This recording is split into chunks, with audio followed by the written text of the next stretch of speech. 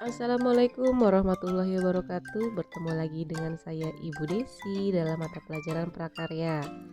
Baik, kali ini kita masuk ke materi pengolahan bahan pangan setengah jadi dan bahan hasil samping dari hasil perikanan dan juga peternakan. Silakan disimak ya. Bahan pangan setengah jadi adalah bahan pangan mentah yang telah mengalami pengolahan dengan cara pengawetan. Bahan pangan setengah jadi dari hasil perikanan dan peternakan tidak semuanya siap untuk dikonsumsi, tetapi masih perlu pengolahan lebih lanjut untuk menjadi makanan siap saji atau konsumsi.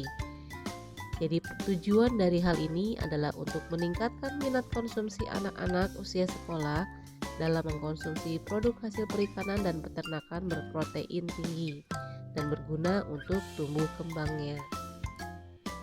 Jenis-jenis bahan pangan setengah jadi. Yang pertama adalah bakso ikan. Bakso ikan adalah olahan ikan yang terdiri dari beberapa pilihan bahan pokok seperti ikan tuna, surimi, udang, kakap, dan juga marlin.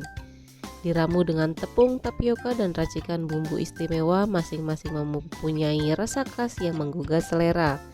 Sangat berbeda dengan bakso daging, bakso ikan memiliki tekstur yang lebih lembut dan juga gurih. Bakso ikan sangat nikmat dimasak dengan cara direbus ataupun digoreng dan disajikan saat masih hangat.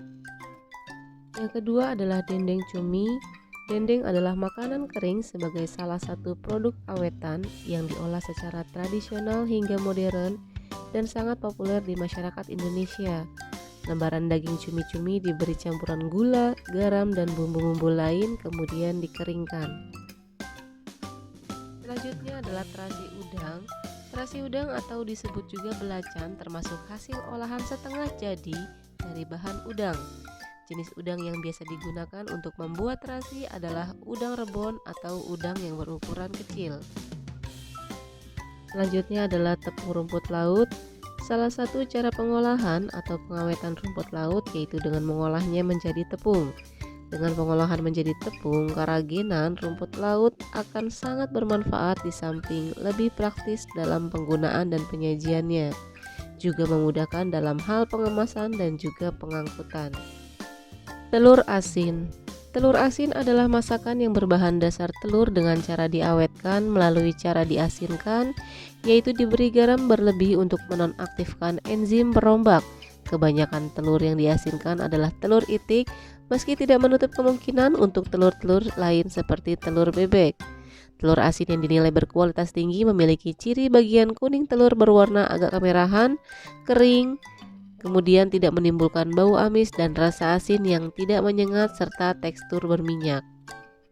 Dendeng daging. Dendeng adalah daging yang dipotong tipis menjadi serpihan yang lemaknya dipangkas dibumbui dengan saus asam, asin, atau manis dengan dikeringkan dengan api kecil atau diasinkan dan dijemur. Kornet. Kornet daging berbentuk gilingan daging halus yang berbumbu.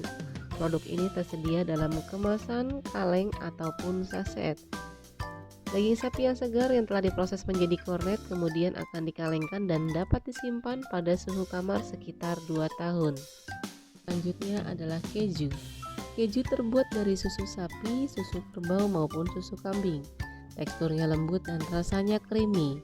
Keju dibuat dengan memisahkan zat-zat padat dalam susu melalui proses pengentalan dengan bantuan bakteri dan juga enzim-enzim tertentu. Ya, ini adalah pertanyaan nomor 1, yaitu apakah nama bahan setengah jadi?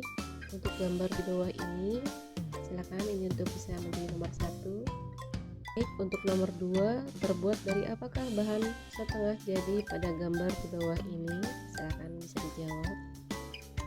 Teknik pengolahan makanan dari bahan baku setengah jadi hasil perikanan dan peternakan ada 3, yaitu penggilingan, kedua pemanggangan, dan yang ketiga adalah menggoreng.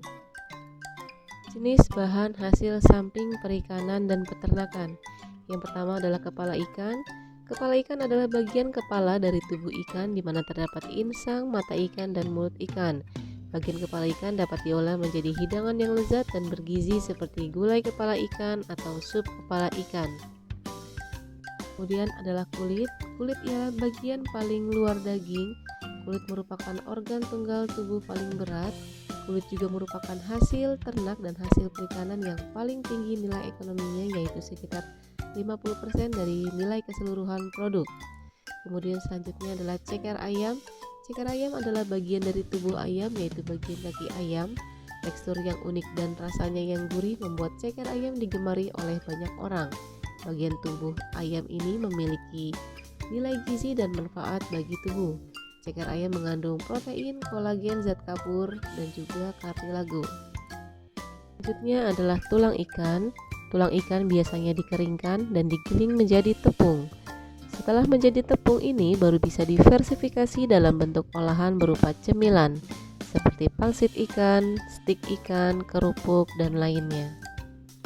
Baik, ini pertanyaan untuk nomor 3, yaitu kikil berasal dari anggota tubuh hewan, yaitu lanjutkan kembali, yaitu teknik pengolahan dari hasil samping perikanan dan peternakan, yaitu ada penggorengan, pengeringan, penggilingan, dan juga perebusan.